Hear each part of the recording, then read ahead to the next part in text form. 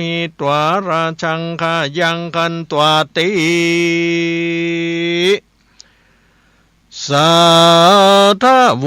ดุราสปุริสาตั้งหลายตั้งยิงใจมวลหมู่อันมาพร้อมอยู่นั้นนำการฟังธรรมนี้ใส่พระเก่าไว้เป็นหมายว่ามีอานิสงส์หลายมากกว้างบ่อาจอังกานาจักมีปัญญาองค์อาจรู้ฉลาดจบทองยังวัดกองแบบเบาจารีตเก่าปังลังหูยังตังเตียวไตจบแจงไข่หันใสว่าต่างเส้นใดไปยากสัตว์ไร้หักมีลายยักยินภายเพศกล้าอยู่ไปนาเกิดขวางกันบ่สะอาวังยังจอดอดใจสอดเตียวไปย่อมสำรันใจเมื่อสดอยู่จืนจ้อยเจยบานคือถึงนิพพานผาเสดหรือได้เกิดเมืองโคนหรือเกิดเปียบนจันฟ้าไหลแหล่งลาคงสะปันทุกคืนวันค่ำเจ้าบ่มนเศร้ามองขี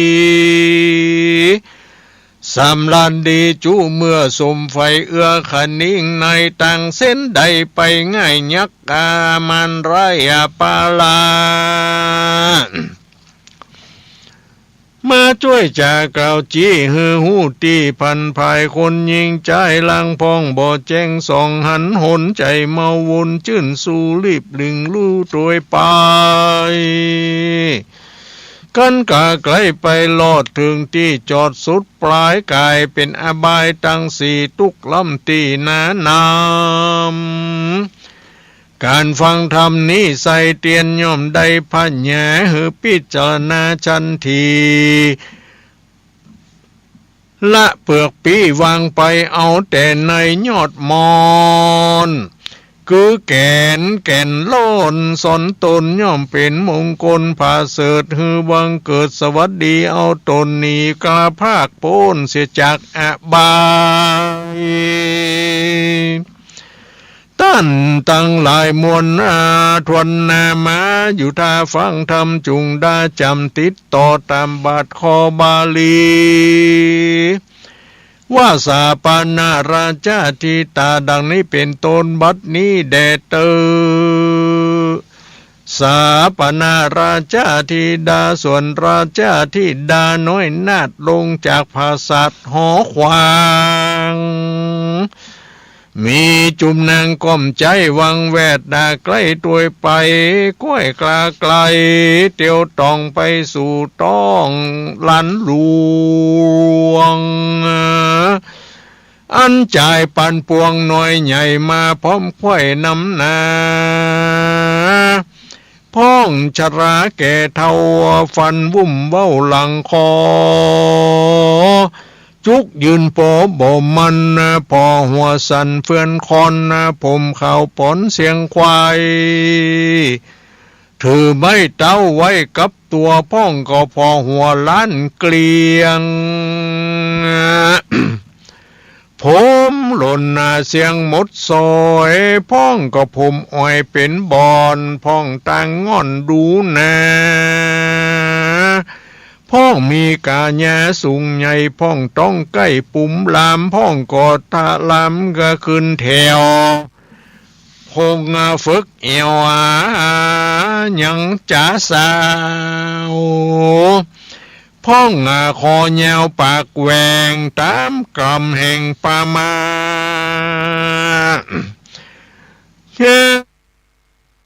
อีฝังบทีเป็นกำพ้องตัวดำหลายหลากเขียวป้นปากปุ่นกลัวพ้องก็มีตัวต่ำเตี้ยพ้องง่อยเปียเสียขาพ้องเป็นวงศาเชื้อเจ้าพ้องเป็นลูกเต่าเศรษฐีพ้องคลาลูกคลาหาบดีป้อกาลูกไพร่ฟ้าประจาลูกเสนาอามาตมียุทธอาจสักลายใจทั้งหลายมวลหมู่อันมาพร้อมอยู่จอมกันได้เร่งหันสาวน้อยงามจื่นจ้อยราชาธิดา มีนางกัญญาน้อยใหญ่วังเวทไกลใหญ่ใหญ่ก้อยกลาไกลใหญ่บาทดังนางนาฏกินนารีสมงามดีผาเสดวันนาเลิศเจียงคาน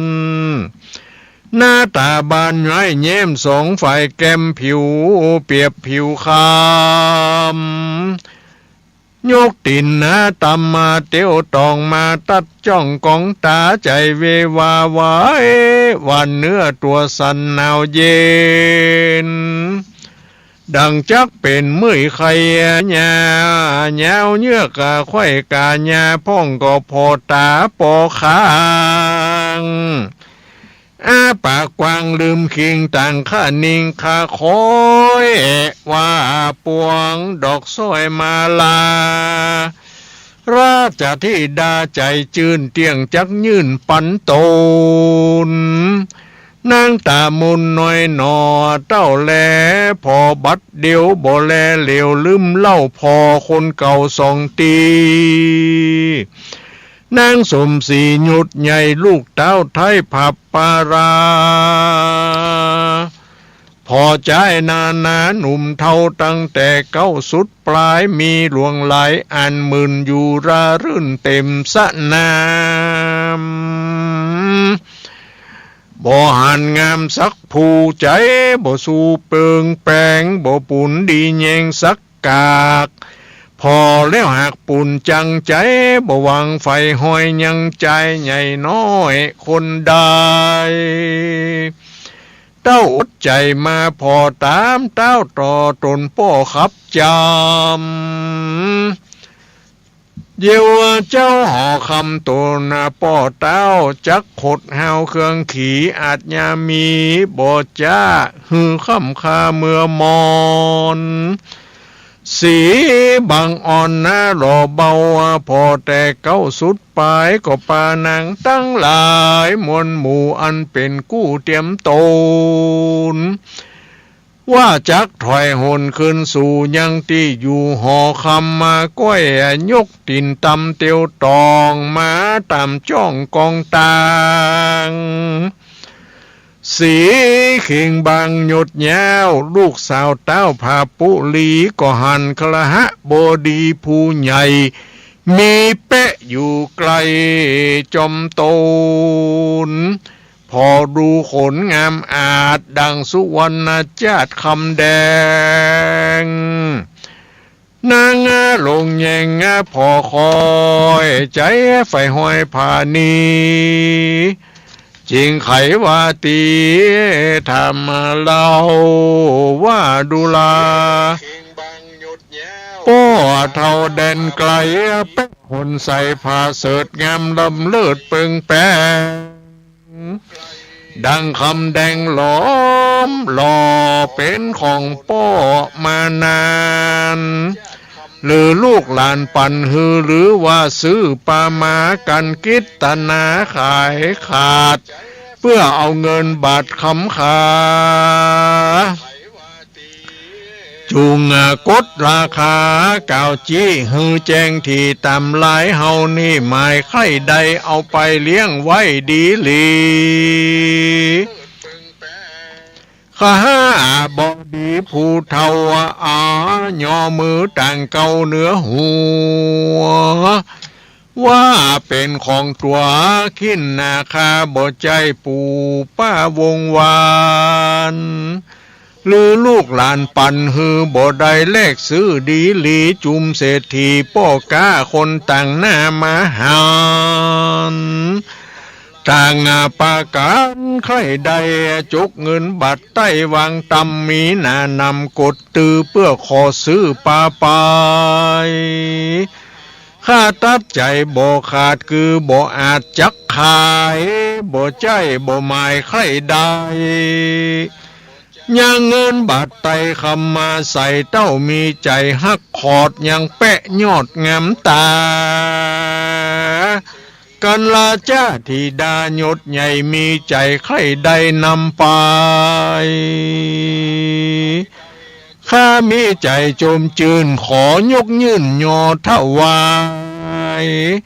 ปั่นได้ดัง ใส่บ่เอาเงินบาทไตคำแดงและนา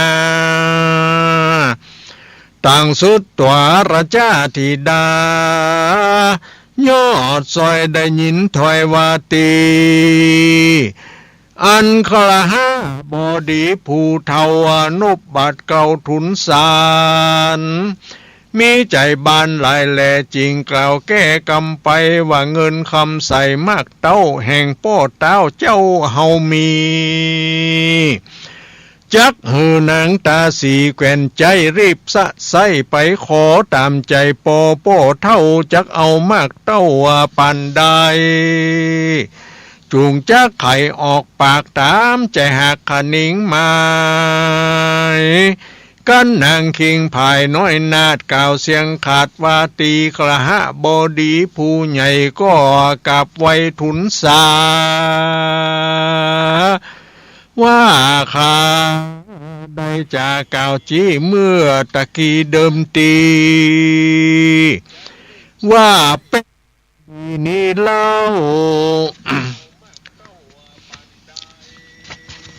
ขอแก่เจ้าราชธิดาเงินคำขาบัตรไตคาบ่ไฟใจหมายเต้าขอถวายยกยืนโดยใจขึ้นจมบานแม่นเมินนั้นไปหน้าตัวแห่งคาเครื่องขี่อุนตรายมีมารอดลือธามอดดาเข็นใจจะขอไปกลับไว้หือหูไข่ขี่ญาขอราชาธิดาแก่นนาแว่นฟ้ากล้วยจุ้ยคาไปลูนขอเปิ้งบุญเมื่อซอยหือหายตำก้อยมองขี่นางอาสมศรีนอนเนาฟังข้าหาบดีเท่าจะไข่ยินมีใจจมจืนปีติตื่นเจยบานปาฏิญาณพร่ำหูรับคำสู่จูอันต่างไข่ปันต่อถอยมีบ่น้อยนาแล้วอำลาปู่เท่าเพื่อปอกเจ้าหอขวางหือจุ่มนางแก่นใจจุงแปะใหญ่จอมลังกันถึงยังตีอยู่ก็หือหมู่กันญานำแปะมาเลี้ยงไว้ในห้องใต้หอตนก็มีหันแล่นาสเพเตปุริสาส่วนใจตั้งหลายน้อยใหญ่มีพร้อมไข่ปันปวงเต็มควงหลวงอดเอาตั้งแต่เจ้าถึงควายต่างขนิ่งหมายไฟหอยว่านางอ่อนน้อยสาวจีจักยืนดวงดีดอกไม้หือตนได้เป็นสามิกาเป็นเขยพญายุทธแย้วคนลือตัวดาวเวียงใจกำขานิงในนั่นใส่บ่หอนได้ดังหมายย้อนบุญนาหลายมากกว่างตัวบ่ได้สร้างเตรียมมากำผาธนานั่นเล่าจริงตกตาเปล่าเสียทรงบ่สมประสงค์สักกาดจู้ผู้หักมองขีเหตุจอมนารีน้อยนอบ่ปากล่อจะใครบ่เอามาไล่ดอกสมโยหย่อยืนน้อมปันโตนก็นางตามนหน่อยนาดใดเป๊ะอาจคนคำแล้วก็หือนำไปไว้อยู่ที่ใต้พังกาใจนาหนุ่มเท่าหันนางโนนเอาผานียังเป๊ะตัวดีงามอาจนำไปภาษาหอจานต่างปากันกล่าวถอยมีบ่น้อยนาพ้องเครื่องกาโคดห้าวพ้องตันนาเก่าเตียนขวนต่างปากันนาปอกสู่ยังที่อยู่เฮือนโตนเขาต่างคนต่างกล่าวฮือรู้ข่าวเยาวไปเจ้าเวียงใจเล่าเศร้าแขวเขตดาวราชธานี เจ้าปุรีตนป้อหูว่าลูกหนอสายใจบ่ปาไผ่สักผูมาเป็นกู้เคยเมือง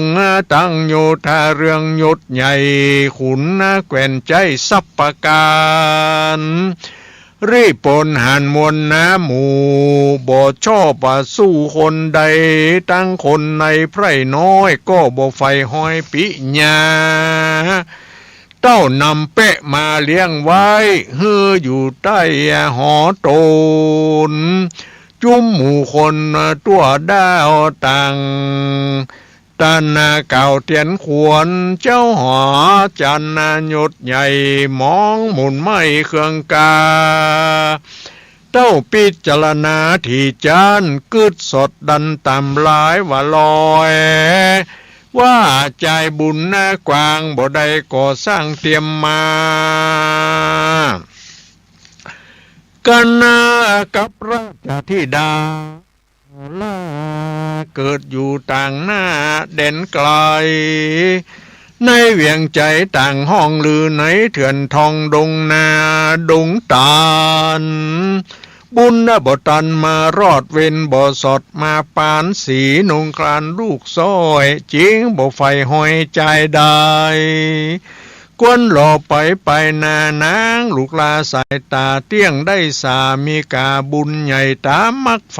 ขนิงมาเต้าบุญภายตนปอขนิงต่อเหยาไก่จริงอดใจไว้ใดบ่ขดไม่เครื่องขี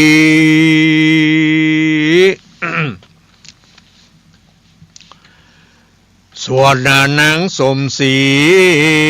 อ่อนน้อยคือนางยอดสวยราชธิดาก็ฮือนางกัญญาน้อยใหญ่ผู้แก่นใจเตรียมใจเอาแปะขนใสงามอาจไว้ใต้ผาสาทเจียงคานฮื้อกินอาหารหลายสิ่งละสะยิ่งนาถึงเวลาค่ำเจ้าก็ไปโลไปพอเฝ้าเล็งแยงรูปแปะคำแดงจ้าใจโดยใจไฟผานีก็มีหันแลนา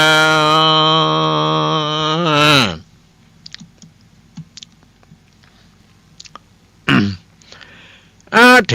กติวาสังยังมีในวันหนึ่งเล่านอพระเจ้าคุณธรรมคือเป็ดคนนาดังคือเป็ดคนคำนั้นใส่ก็พาธนาได้ยังยา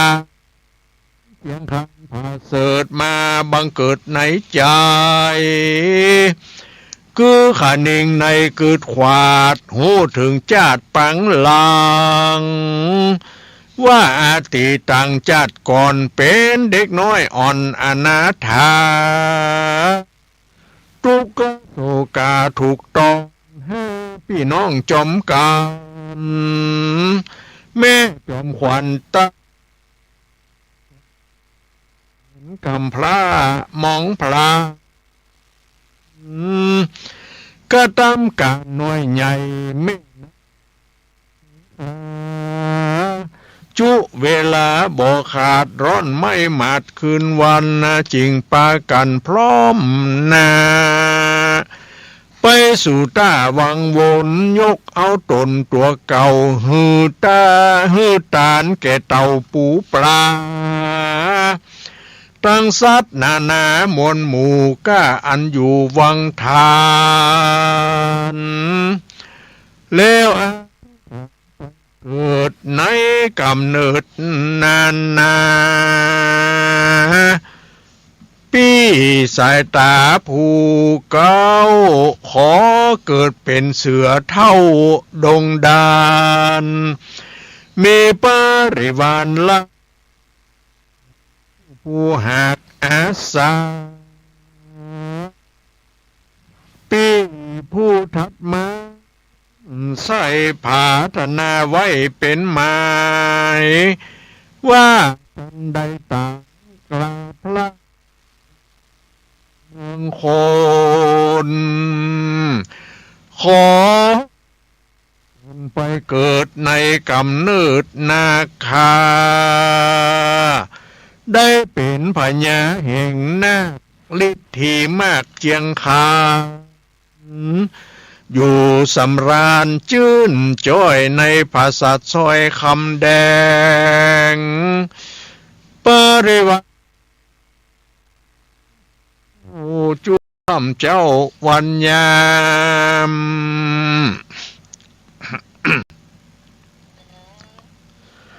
พี่ผู้ทนสามนั้นเล่าตั้งกำกับขอเกิดในดงหนาป่าไม้เป็นรุ่งใหญ่เจียงคามาปานป่ากว้างไผ่บ่อ้างเตรียมตันส่วนปี้จอมขวัญทวนสี่ได้กล่าวจี้เป็นหมายว่ากันใดตายความนาขอเป็นเทวบุตรตนวิเศษรู้แจ้งเหตุจุประการส่วนกุมารน้องสองทุกจ่องห้อยมองเงาคือตัวแห่งเรานี่ใส่ ผาธนะ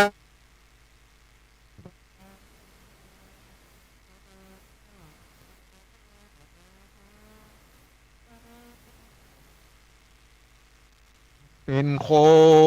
นขอเอาตนไปเกิดเป็นแปะเลิศคนคำคือคนหน้าหนำใหญ่น้อยใจไฟห้อยผ่านีกันผาธนาดีพร้อมค่อยตามมักไฟไผ่มานก็ปากันตั้งหมู่เป๋า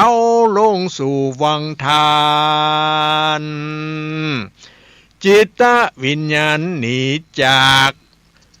ล้อแต่ซากได้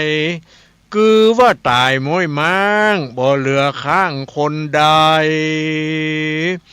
กรรมอธิษฐานใจนั่นใส่เฮาหักใดดังไม้หนอพระบุญภายโตนเลิศแล้วคือแปะมิ่งแก้วคนคำบุญหลังนำส่งยูกึดขวาดหูหันไกลว่าปี้ใส่ใจหนุ่มเนาตั้งสี่เจ้าคำจายก็สมหมายฝักอมักไฟตามภาธนาไว้จุคนคนหนอพระตรัสพลโตนพระเสดเกิดเป็นแปะเลิศเจียงคานหันอติตาการแจ้งที่บ่มีที่สงสัยยินมีใจจมจืนปีติตื่นนำนาแล้วก็กิตนาติดต่อว่านางน้อยหนอแปงเมืองคือนางบุญเรืองลูกล่าแห่งเจ้าฟ้าภาปาลาเอาเรามาเลี้ยงไว้เฮืออยู่ใต้หอควางจากว่านางยอดซอยใจไฟห้อยคุณนาลือบุญหลังป่ามาลอดนางได้ตอดตาหันมีใจหวันจื้นสู้ใครเอาเป็นกู้นานไปกวนจักลองใจนางพอฮือแจ้งต่อสายตาหนอพุทธาตุ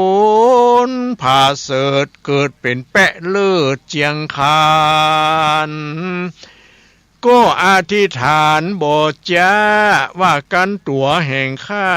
มีบุญ สมปานหนุนบ่ขาดแต่หลายชาติเดิมมามีถมนามากกว้างใดก็สร้างจอมการเกิบสีสุพรรณยศแย้วลูกสาวเต้าเหนือหัวขอฮือตัวแห่งข้าได้กับเป็ดหน้าเป็นใจรูปคิงผายองค์อาจพันนพิราชเจียงคานตะลงอลังการเลิศแล้วออกจากคาบแปะแก้วบัดเดียวเจ้าตาเขียวบุญใหญ่อธิษฐานไข้สุดกรรมก็ละคาบแปะคำค้างไว้ออกมาได้ดังไม้เป็นคนใจหนุ่มเน่าผิวบ่เศร้าเจียงคานมีอลังการพร้อมควายประดับใส่ตัวโตนดังเทวบุตรบนจันฟ้าลงแหล่งล่าลงมาแล้วก็ใกล้กลาย้ายย่องขึ้นสู่ห้องหอในหันสีนงไว้ยอดซ้อยรับมาม้อยเดียวได้นางกัญญาหลายมวลหมู่หากนอนอยู่เด่นไกลเจ้าแสงไอที่ใกล้เจ้าแสงไอที่ใกล้เพื่อฮื้อนางได้หมื่นตาราชธิดาคำหมื่นสะดุ้งตื่นสับปานเป็นดังฝันแต่เล่าหันใจหนุ่มเน่าแล้วรามลักษณะงามองค์อาจดังเทวบุตรหยาดลงมาบอดใจมนุษย์สาต่ำใต้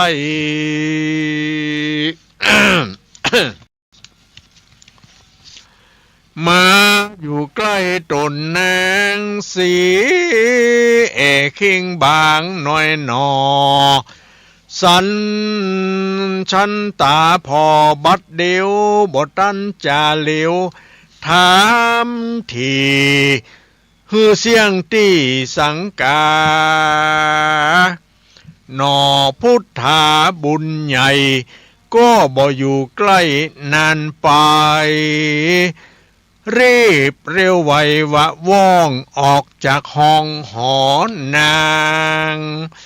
ลงจากหอขวางไววาดเข้าคาบแปะอาจสับปานไผบ่หันสู่ผู้ไผบ่หูสักคนนอตรสะพลยอดซ้อยลองใจนางนาดน้อยหลายตีก็มีหันแล่นา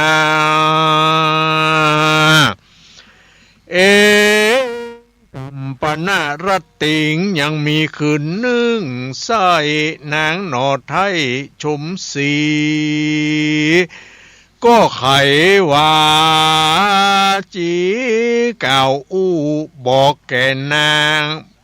บอกแก่หมู่นางในว่าเฮาอัศจรรย์ใจหลายหลากกึดแล้วหากสังกาหลายขึ้นมาวันก่อนดาเที่ยงค่อนรายตรีนางกัญญามีมวลหมู่พงลับอยู่เหมือนตายเฮาเดียวดายปิกฟื้นสะดุ้งตื่นมึนตาพิจารณาชันทีบ่แม่นตี้ความฝันเฮาได้หันแต่เล่ายังใจหนุ่มเน่าเล่างามเฮาบ่ตันถามออกปากใจนั่นหักหนีไป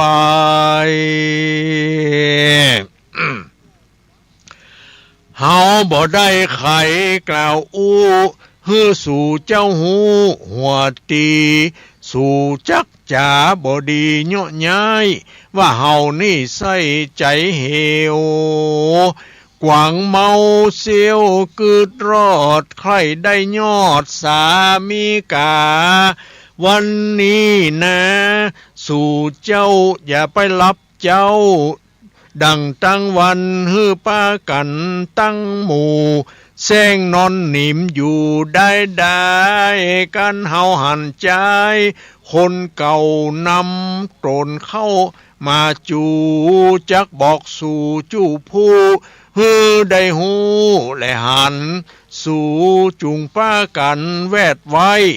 ยับฮือได้กับมือเนอ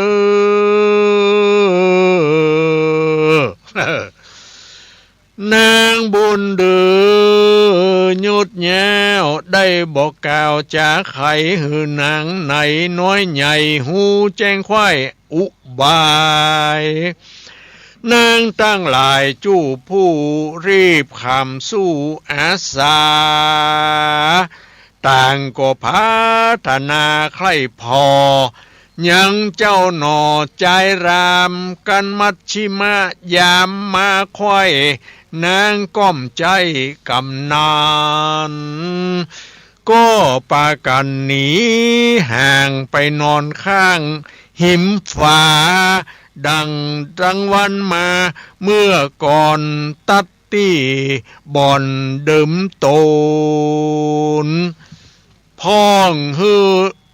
พ้องก็แซงขนสะสู้ขนนอนขนแต่งขนแต่งลับนั่นแหละพ้องก็แซงลับอยู่เหมือนตาให้ยามนั้นหนอพระมุนีนายโตนเลิดแล้วก็ออกจากคาบเปะแก้วคนคำยกตินตั้มไว้ว่องเข้าไปสู่ห้องหอในแซงจำไอดังเก่าเปื้อหื้อนางนอนเน่ามึนตาราชาธิดากินกู้พงท่าอยู่กองหันก็เร็วปันเปล่าร้องก็เร็วปันเปล่าร้องดังข่อยห้องไปไหนขใจนางในก้มใจตั้งหลายสู่เขารับเหมือนตายขใจตื่นขึ้นมามึนตาช่วยกันมาแวดจับเอาใจหนุ่มเน่า ว่าอย่างนั้นนางเตรียมใจมวลหมู่ได้พร่ำหูสัญญาก็ปากันมาแวดไกลยับเจ้าไว้บัดเดียวบ่ฮือตันนาเหลวปิกปอกบ่ฮือตันออกไปไหนสีนงไว้ยอดซอยจิงกล่าวถ้อยจะถามว่าดูราใจรำหนุ่มเน่าตัวแห่งเจ้าคำใจได้ผ่านภายเตียวต้อง มาจากห้องแดนใดเป็นคนไต่ไพร่ราชหรืออามาตย์เสนาเป็นพญาผับดาวลือลูกหลานเต้าเมืองใดลือยักษ์ดงไพรเพ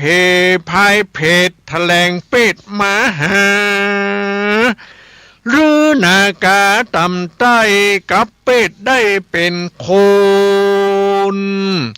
หรือขุนอินตาตนอยู่ฟ้าผับแหล่งลาส่องสวรรค์ได้เล็งหันยังเหตุอันอาเป็ดปึงกลัวจักมาถึงตัวแห่งข้าจิงลงจากฟ้าปลายบนเพื่อมาบอกตนข้าน้อยเฮือเจงส่องขี่ญา หรือว่าเป็นโจรปลาลาลักย่องหมายเอาเครื่องย่องครัวใบเป็นสันใดใจหยาบบ่สุภาพตามธรรมยกตินตำย้ายบาทเข้ามาภาสัตใสสียามไรตีมืดค่ำจุผูพร่ำก็นอนในผิดวิสัยแบบเบาผิดอัจญาเจ้าผับปาลาโตดนำนาล้ำโลนเตี้ยงบ่โปนตั้งตายข้านี่หมายไข้หูขอกล่าวอู้ตามมีหนอมุนีบุญมากจริงออกปากไขจาว่าดูราธิดาเฮ้ยหยุดใหญ่ปี้บ่ใจขุนสวรรค์บ่ใจกลุ่มพันยักษ์ร้ายเตียวต้องฝ่ายมาหาบ่ใจนากาวิเศษแถลงเป็ดเป็นคนบ่ใจโจรต้องฝ่ายผู้หยาบร้ายสามานบ่ใจโยธาหารอามาตย์หรือว่าลูกเต้าที่ราชเมืองใดปี้เป็นคนไหนไพร่น้อยเจือตำต้อยหน้านำนอคุณทำบุญกว้างจริงกล่าวอ้างไขจาลำดับมาแต่ต้นที่สืบส้นถึงปลายเฮือนางคิงภายหยุดใหญ่หูแจงไข่ตามมีแล้วก็ไขว่าติดต่อว่าดูรานางนอราชาธิดาผู้ตรงโสภายุดยาวใจเท่าแรวรามได้หันนางงามอ่อนน้อยต่างใจไฟหอยเมาบืนนอนกลางคืนใจจอดหันแต่ยอดนารีปี้บดีแต่โสด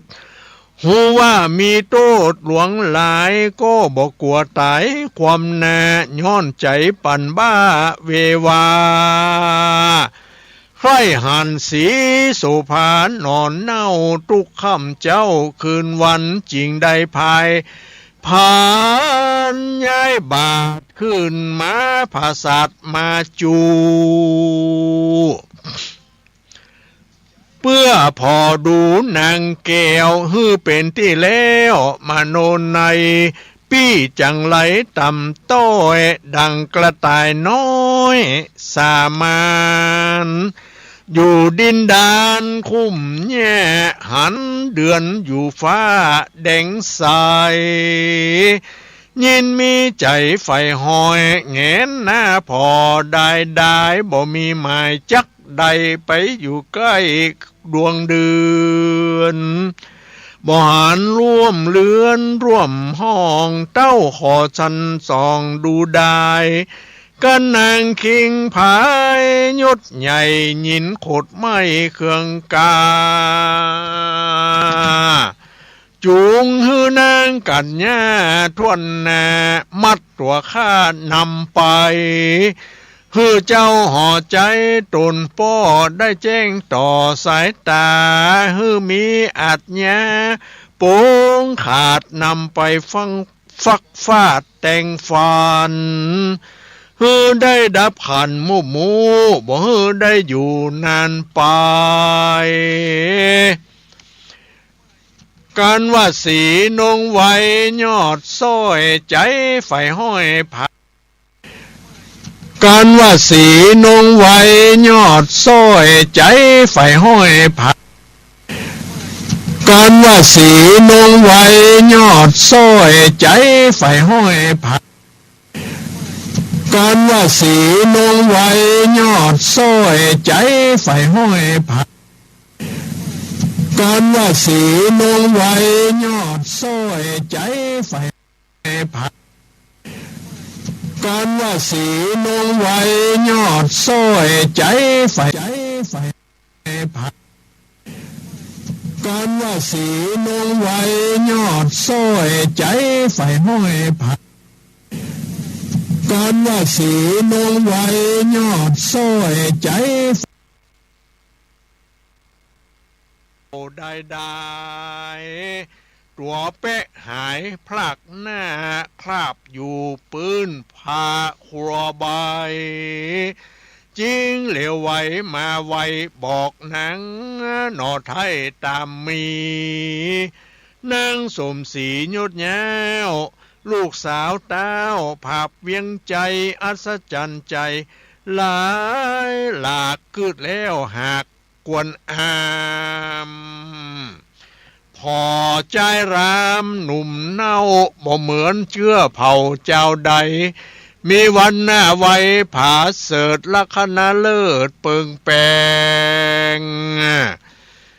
นางเลงแยงพอคอยลวดไฟห้อยปิญามีเสน่หาเกิดต้องในแห่งห้องหอระไทยมีหัวใจว่าไหวหวานบ่ตั้งมั่นสันดี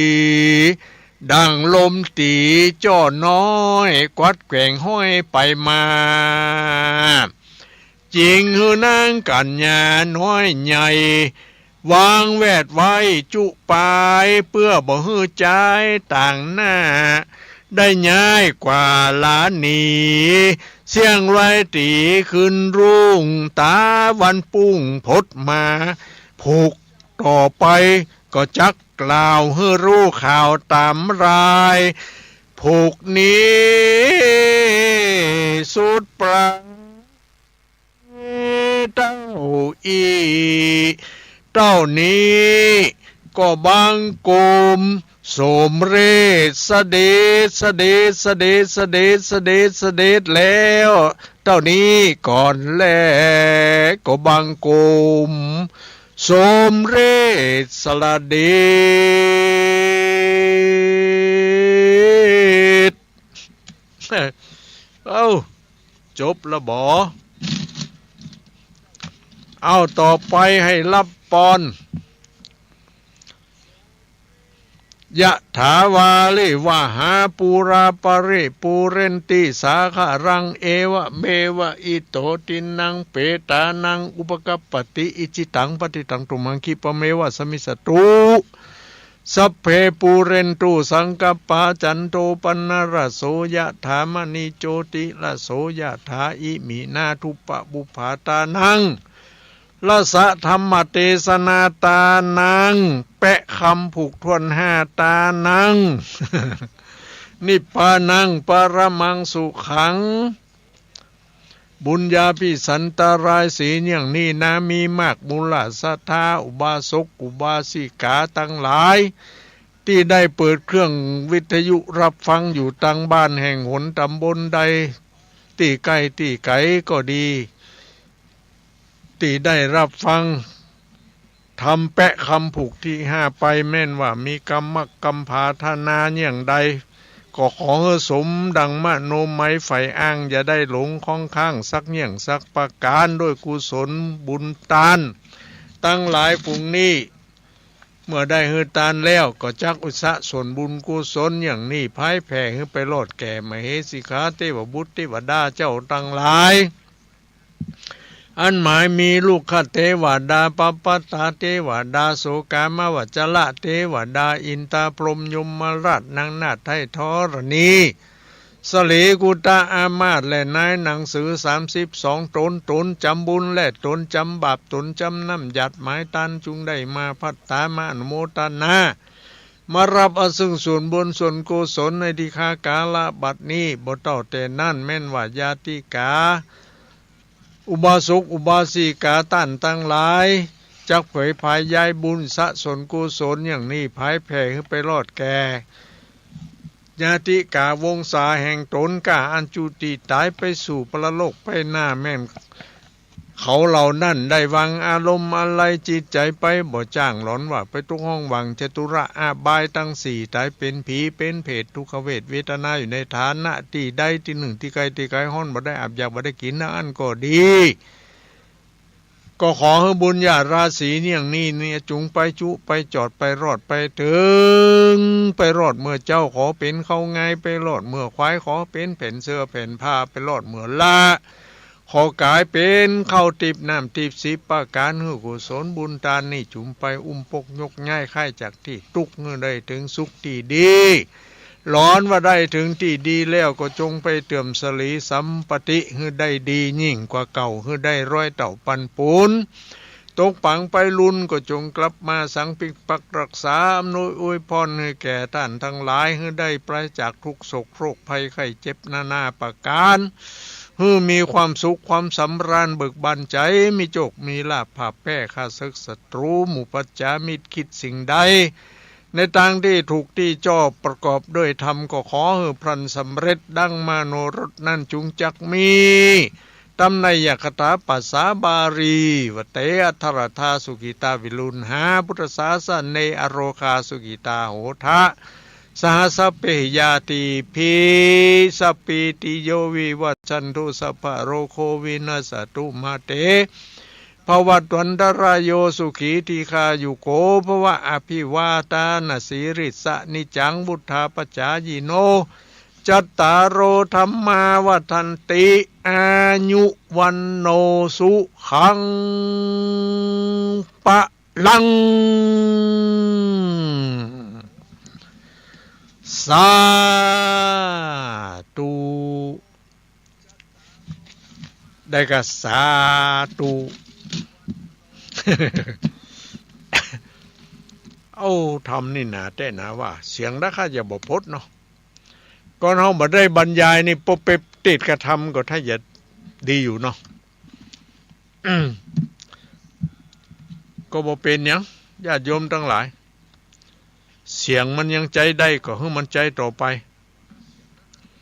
ใจมันยังใจได้ก็ให้มันใจต่อไปกายถ้ามันใจบ่ได้ก็ให้มันพักผ่อน เอาละโทรมาละบอสายที่หนึ่งมาแล้วพี่น้องสายที่หนึ่งนะเอามาแล้วบอสายที่หนึ่งเจ้าวังหาเจ้าแม่สมบูรณ์นะอ๋อแม่สมบูรณ์บ้านขอคนคนบ้านเนี่ยอย่างก็บ้านไรศิลาทองเจ้าบ้านไร่ศิลาทองบ้านไร่ศิลาทองตำบลพิชัยกันเนาะอำเภอเมืองจังหวัดลำปางมาได้หายจะได้ไปหาไปแอว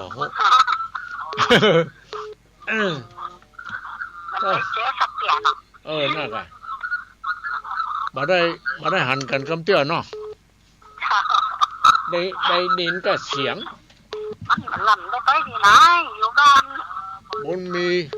มาตายเขาควายล่างว่องอย่างตุลุงน้อยว่านะน่ากะอย่างตุลุงน้อยว่านะวันนี้เขาไปละม่วงวันนี้ไปไหนพ่องอย่างใดเนี่ยอย่างวันนี้ไปไหนบ้านเนี่ยจ้ะบ่เราไม่เราตอกบ่แปลงอย่างแล้วนะบ้านเป็นคนเข้าบ้านอยู่เนี่ยค่ะระวังเด้อผู้สมเข้าทรัพย์นะมันกับแม่ยาการเนี่ยเขาไปดูบ้านเนี่ยค่ะแล้ววันพระวันศีลไปกับวัดไหนอะไปวัดก็ไปฟังเทศก่อนมันเขานี่กับไปกาไปอยู่ได้ไปเพียรถทีแป้งกะไปได้อยู่ได้วันนั้นกับไปโยมเสียศพเสียอย่างวันเอาไว้วัดเนี่ยวันจันทร์เลยค่ะแต่เดี๋ยวมันไปได้ไปติ๊กถ้ามันไปบ่ได้ก็เหมือนว่าเอาเพียรถทีไปเฟือไปนี่บักขี่อ่ะเพียรขี่บ่ได้แล้วอ่ะบักขี่บ่ได้ก็เฟือไปนี่อย่างจะไปนี่อย่างอ่ะแต่งไม่เท่าอ่ะ กันก้นกันกล้มอีกแล้วเนาะกำแฮนรถไปดีบดีมันจะล้น เต่าต้องได้แม่เต่าไปนะ รถถีบมันหนักอย่าเล็กอ่ะ เวลาเปิดซื้อเปิดขายยังเขาก็ซื้อใส่ซาแต่กล้ารถมาอีนะอันนะแต่มันข้ามหาวมาได้แล้วเดี๋ยวนี้อันน่ะผมเป็นยังมันไปตามสภาพมันใจมันมาเมินละยังเหี้ยพ่องพักผ่อนเนี่ยพ่องก็ดีละเนาะเปิดเตะทำหลวงวัดบ้านพวกพระอาจารย์ได้มากกว่าเมื่อไรก็ได้ว่าเปิดนิมนต์มาเช้าสีนี่นะลูกมันบัดได้ไปแหมมันหลายอย่างมาเดี๋ยวนี้เฮาสามันตั้งแต่โทษเท้าตีนไปครอบแคบโดยนางแก้ววันนั้นน่ะตอนฮอดบัดเดียวนี่ยังบัดดีด้วยนะยังเดินบัดดีด้วยนะก็เลยมาหายปะยังใจไม่กำไม่ยังอยู่คือกล้ามเนื้อมันอ่อนแรงไงเดินบอกให้ไหวแล้วต้องเอาไม้พยุงเอาอย่างก่อนสะเลเซซ้ำแต่ใจนี่แข็งนะใจดีปากได้ร่างกายบ่อำนวยฮะเท้าแพงก็เลยแหละเท้าแพงทีนี้มันก็อักเสบปองเดินอันนั้นมาซื้อน้ำมันมวยมาทาเขาหรอก็มีสปะน้ำมันทุกสิ่งทุกอย่างเผวเป่าเผวห้าน้ำมันงาโอ้ยน้ำมันมวยนี่มันแบบเป็นครีมเป็นรอนเป็นยาสีฟันนี่นะน่ะใส่หมดอ่ะนั่นน่ะมันอย่างว่านะเป็นง่ายหายช้าอีหยังคนแก่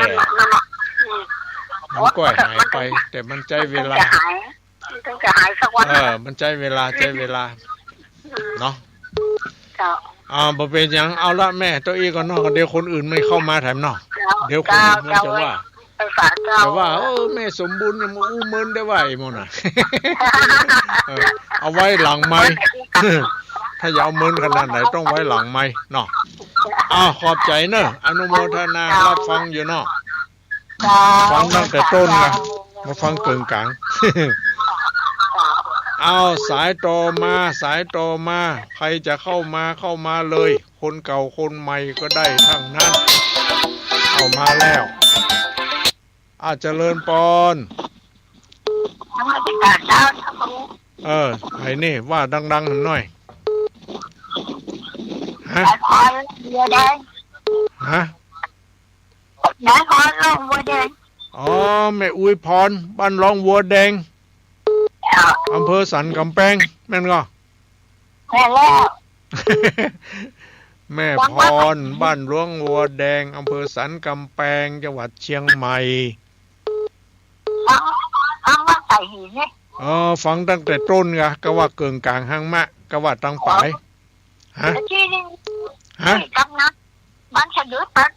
ก็หาฟังนี่ฟังเจ้ามาแต่ว่ามันอันนี้หันตอนนะสะดุดสองสามวะอันนี้นะไม่เรื่องเกินไหมฮะมันเป็นอย่างมันเป็นแต่ดินฟ้าอากาศเนาะถ้าอยากเป็นอย่างนั้น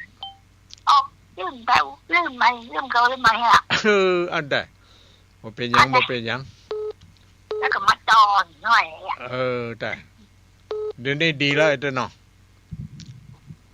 แล้วขอแค่น่ะมันเป็นแม่นะฮะเอ็นจะแม่นะจ๊ะเอ็งสแม่งเดินยังบ่ดีด้วยแม่ใจไม้พยุงใจอย่างอยู่แต่ก็สะได้เป็นเตื้อฮะโอ้ยะสปาสเปดคนแก่แล้วแม่มันหายจ้าจึงอย่างนั้นน่ะเหมือนคนหนุ่มเนาะยังมายังชาติน่ะน่ากันพอที่ได้ไป3-4เดือนแล้วจังเจอดีอยู่ไหนนี่ได้3-4เดือนแล้วเจอดีความใจไม่เจ้าอันนี้เดี๋ยวไม่ได้ใจ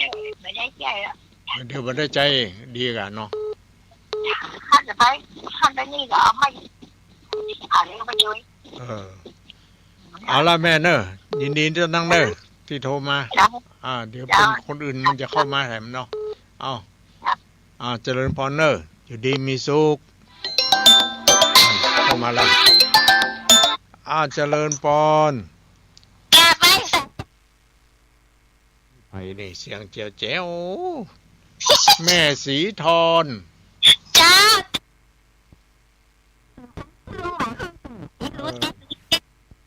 มันไผ่เข้ามาก่อนการกดเนี่ยกะฮับกะ มันดังอันกะโอ้ฟังตั้งแต่ต้นก็ว่าขึ้นกลางห้างมะกะตั้งปลาย ฮะ เป็นหมูกินน้ำเหรอ แต่เจ้าเป็นบลิกคักบลิกคักเป็นหมูกิน เป็นบลึกคือคักเป็นบลึกคือคักเนาะ เจ้า มัน ตอนท้ายนี่ชัดเจนดีเจ้าตลก มันตกหลุมตกมุงมันยาน่ะขึ้นอากาศ อย่างเขาขี่เครื่องบินอากาศเนาะ เจ้าฟังอยู่แน่ชัดเจนดี ขอบใจอายุมนขนยืน เจ้า แม่สีทอน เจ้า แม่สีทอนสันปัดตองมาแล้วแม่สายนี่มาแล้วเจริญปอน เจ้าวันเสาร์เจ้าลูกแท็กซี่ นี่แม่อุ้ยอินเส คน ม น้อ อย คนน้อยกะ น่ะแม่อุ้ยอินเสมิงสบายดีกะ เจ้าสบายดีเจ้า นั่นนะ ฝนมาตกแล้ว2 วันนี้ฝนมาตกแล้ว ฝนมาตก เดี๋ยวว่าไปแต่ปั้นไปแล้วปั้นว่อนกันพวกน่ะ ที่ไหน กรุงเทพพุทธที่ปั้นไปตัดเตียนอ่ะนอกันหมดอันกะ ได้ยินจัดดี แต่ พระครูถ้าพระครูนี่กองปั้นชายเท่ากันแล้วเปิ้นลงทีวีกะ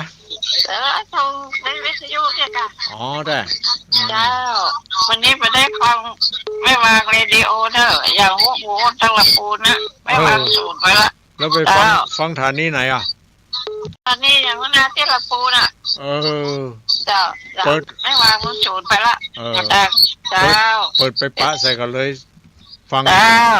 ไปกำลังใจเจ้าลุงเนี่ยนะจ้าขอบใจอนุโมทนาแม่อุ้ยอินขออยู่ดีมีสุขก็แล้วกันเนาะสายตรอมาใครจะเข้ามาถึงมาแล้วเจริญปอนให้สาเจ้าตลุงโทรมาจากบ้านทองพี่เด้อยังไม่ติดทองยังฟังอยู่ฟังแต่แรกเจ้าแม่สายทองบ้านโฮงจังหวัดลำพูนแก้วติดตามอยู่เพิ่นถ่ายทอดนั้นการจะได้บุรีที่พ่ออาจารย์นะจ๊ะเพิ่นถ่ายทอดสัมภาษณ์แล้วเพิ่นมีเบอร์ดอกเพิ่นจกเบอร์กันลำปางกันอย่างนี้อ่ะแต่เจ้าก็เลยได้ก่อนยังแม่ก็ไปแถวพุ่นน่ะกระบี่พังงาเนี่ยไม่ได้ไปบ่ไหวแล้วเจ้าอย่างที่ลุงน่ะไม่เจ้าเนี่ยเนาะมันกระดูกทับเส้นเจ้ากระดูกทับเส้นได้73แล้วนี่73นะชัดเจนเดี๋ยวทุลุงฟังธรรมะเนี่ยถึงหมดเขตเจ้าแต่ไหวเจ้าชัดเจนเป็นกำลังใจให้ทุลุงเด้อติดตามอยู่นะเจ้าขอไว้สาเจ้าอนุโมทนาสาธุสายต่อมาใครจะโทรเข้ามาได้เลยบอกว่าเก่าบอกว่าใหม่เพื่อคลายเครียดมาแล้วเจริญพรหลวงพ่อเจริญพรในครับนี่ตั้งแต่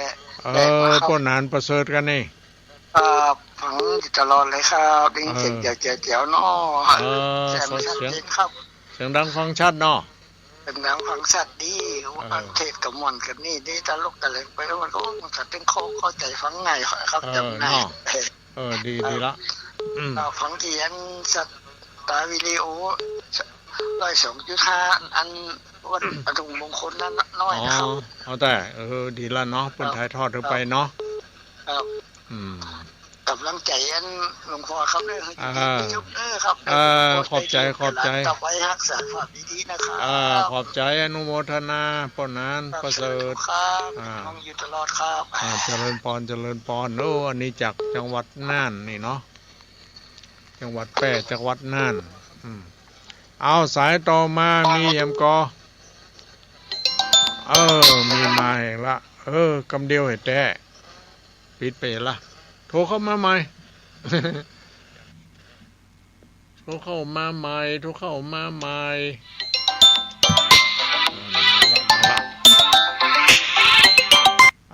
เจริญปอน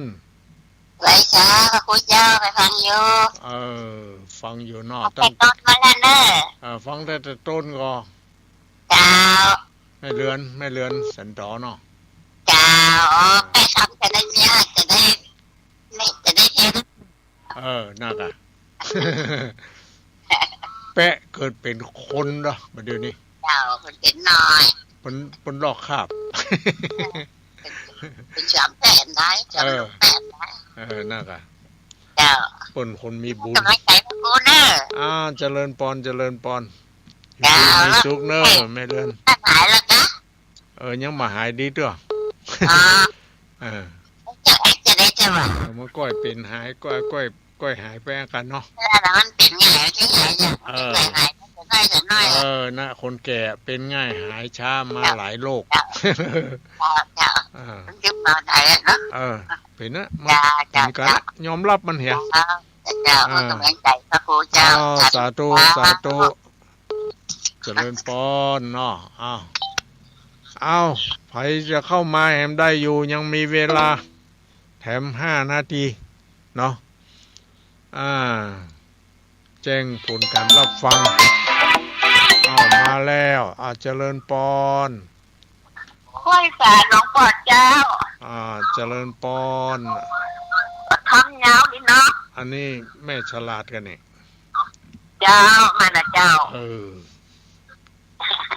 ว่าได้ชัดเจนดีนะเจ้าฟังชัดเจนนี่เนาะเจ้าแต่ต้นกะครึ่งกลางห้างมะตั้งปลายฟังแต่ต้นมาเจ้าก็เดี๋ยวครึ่งกลางห้างมะฝนมาตกมาตกตกมันดีเนาะเนาะมันยังให้พ่องเนาะยังหนองยุงจะนักขอบใจเนอะอนุโมทนาไม่เลือนจ้าอยู่ดีมีสุขสาธุใครจะเข้ามาได้อยู่อีก2 สาย 3 สายเนาะ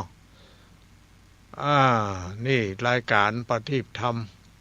ดำเนินรายการโดยตุลุงวัดห้างธรรมเนาะวันนี้ได้นำเอาธรรมะมาเสนอแก่ท่านทั้งหลายได้ยินได้ฟังพายุแห่งหนตำบลใดรับฟังเป็นจะได้ชัดเจนบ่ชัดเจนก็โทรเข้ามาได้เลยมาแล้วเจริญปอนสันจ้าหลวงพ่อเจ้าแม่ไรเนอฟังอยู่แม่ไรบ้านนี่เนาะวิทยุได้รับเรียบร้อยเนาะแม่เนาะเจ้าแม่ฝากค่าไฟไปเนอค่าไฟ100 บาทแม่ฝากไปเนอแม่น่ะได้รับได้อยู่เนาะจะรับต่อไปคำจะได้เงินฝ่ายเปลี่ยนงั้นบุตรนี่เนาะของวันที่หลายก็ไม่ได้จะคำอันยังเจ้าแป้คำนะจ๊ะแป้คำเรียกว่าจะได้ไผ่หมูทอดอ่ะได้คนล่าเนี่ยค่ะใจตั้งงานมีคนจังมูว่าไปจ่ายไปเจ้าคุณน่ะน่ะกะก็ได้กับมาเอาเดี๋ยวนั่นแหละจะเรียกเอาขายในมั่วจะได้ตัวกรรมตัวเว้นเปิ้นกะน้องล่าเปิ้นน่ะตัวกรรมตัวเว้นเจ้าขอบใจเนอะอนุโมทนาเจ้ากำลังใจก่อนเนอะเจ้าสาธุไม่ไรเนาะตอนแรกมันตอบปัญหาเจริญปอนมาจากหลวงจ้าเจริญปอนจากไหน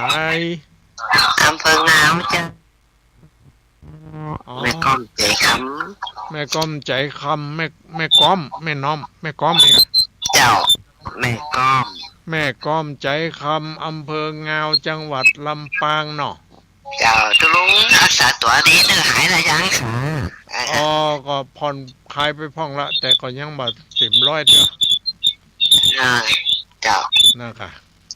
นั่นบัดนั้นนิมนต์ไปที่ไหนกะตะบังกะ เออวางแล้วนี่มารับนิมนต์ แม่น่ะบ่ต้องรับนิมนต์ พักผ่อน พักผ่อนเนี่ย ก็มันจะนั่นหายเนาะ นี่นั่นแหละเจ้าหานี้นั่นแหละเจ้า อันยังอ่ะ ยังแค้นนี้แล้วก็แหละ อ๋อยังอยู่แม่ยังใช้ไม้ยังอยู่เป็นบางครั้ง ท่านไปหาหมอก็เจ้า ไปกะไปหาหมอนัด เจ้า ไปยัง เจ้าสาธุเจ้า ยินดีเด้ออนุโมทนาเด้อสาธุเด้ออยู่ดีมีสุขเอาละญาติโยมทั้งหลายตอนนี้หมดเวลาแล้วเนอะไปบัดถ้าโทรมาเตี้ยถ้าจะโทรมาปุ่นวันพัดหน้าเนาะขอขอบใจเจ้าของสถานีทุกๆสถานีที่ได้เกาะสัญญาณถ่ายทอดไปให้แก่ญาติโยมทั้งหลายได้ยินได้ฟังกันเนาะเจ้าของสถานีทุกท่านทุกคนเนาะแล้วก็ญาติโยมทั้งหลายที่ฟังอยู่ขอให้มีความสุขกายสบายใจมีพละกำลังวังชาสติปัญญาสามารถแก้ไขปัญหาให้ลุล่วงไปด้วยดีขอให้อยู่ดีมีสุขเหมือนกันทุกผู้ทุกคนเจริญพร